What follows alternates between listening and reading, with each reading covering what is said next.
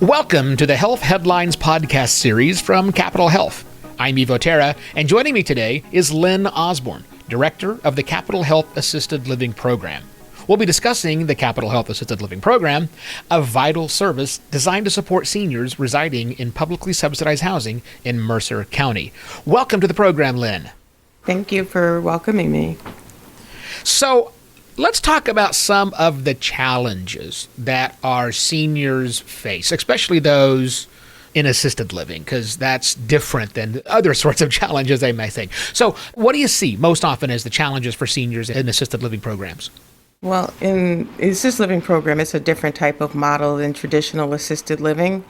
We specifically focus on low to moderate income seniors residing in publicly subsidized housing. It's the people that wouldn't be able to afford to move into the fancy assisted living. They don't have much to spend down, but they still come up against obstacles in getting qualified for Medicaid. They can have as little as $2,000 and not qualify, so that would mean that they wouldn't be able to have our service. Yeah. So that's a massive challenge. And let's focus on the health aspect there. So if they don't qualify, how do they stay on top of their health needs? Well, fortunately, because our program is under the umbrella of Capitol Health, which is a not-for-profit, we have some leeway. We have, I would say, discounted rates or sliding scale rates for people. So they may not be able to afford the discounted daily rate for people who would pay privately of $50 a day. So the hospital allows me some flexibility. We try to do all their services on one day, where they don't need medication administration daily, but they need help with showering or cleaning their apartment or doing their laundry. So we would do all those things on one day, and then they would have to pay $50 for the week. So that's how me personally and the hospital supports me doing that. I try to make sure that if somebody needs supervision but they can't afford it and they don't qualify for Medicaid or the PACE program, that there's still someone coming in to assist them at least weekly. In the assisted living model, we have agreements with housing providers. And in our case, which is unique, we have agreements with 3 housing providers that have 6 apartment buildings for the seniors. Got it. So you're going out to those 6 different apartment buildings and working directly with the seniors that live there, yes? So we have 2 main wellness offices where our staff is based out of. And then from those office locations, we provide services for the tenants of those buildings. And then we go out to the locations where we don't have offices. So let's talk about the staff for a moment, because I'm imagining you doing all of this. But now that I understand there are lots of other offices, you're not the only one doing this. So who makes this program run other than yourself? And what kind of training do they need to be a part of your staff? We have 2 RNs. One is a nurse practitioner, and then we have an evening supervisor who's also an RN. There's a total of 12 of us that provide services, but it's home health aides, certified medication aides, RNs, and myself. I also happen to be an LPN, but I'm a certified assisted living administrator too. You talked earlier about the discounted rates that they get. Someone's got to pay for that. So how is this program funded? We're funded through Medicaid and through the PACE program, which becomes essentially their Medicaid provider.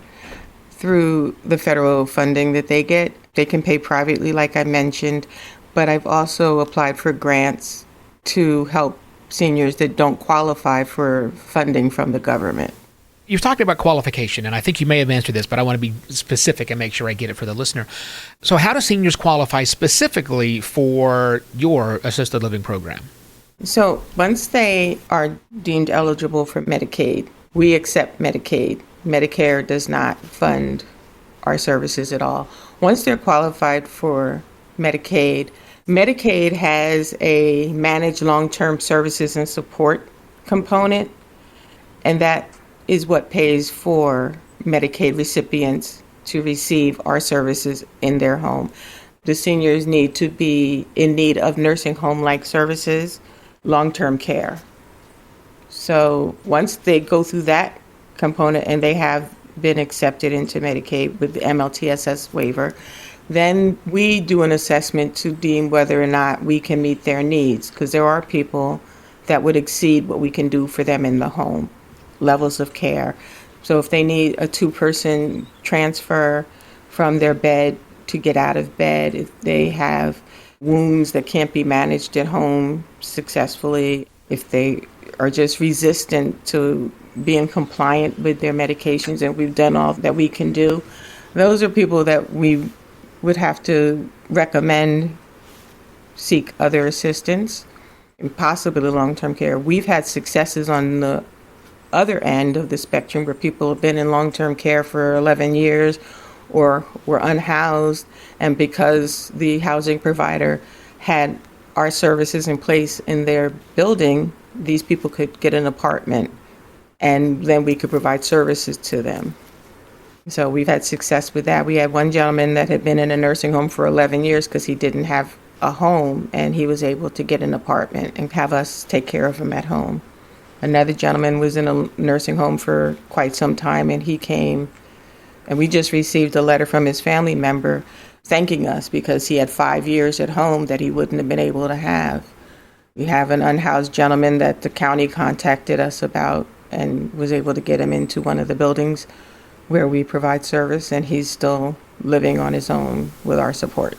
That has to be one of the best feelings in the world. That's why we all do this. I tell my staff all the time, we may not be millionaires financially, but the work that we're doing is making a vast difference in many people's lives. And we're like the secret weapon. Nobody really knows about us because we're a small department and we're out in the community. And although New Jersey is the state that started the assisted living program, the state often forgets about us too, because there's only 16 total assisted living programs in the state right now. There should be many, many more.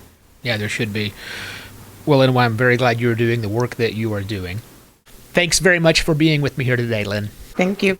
And thank you for listening to this episode of the Health Headlines podcast series from Capital Health. I have been your host, Evo Terra.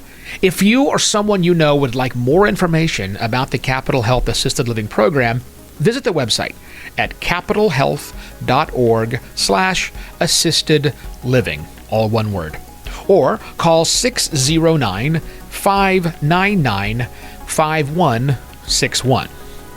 If you enjoyed this episode, please share it on your social channels, and I encourage you to check out the entire collection of our episodes to find topics of interest to you. Thanks for listening.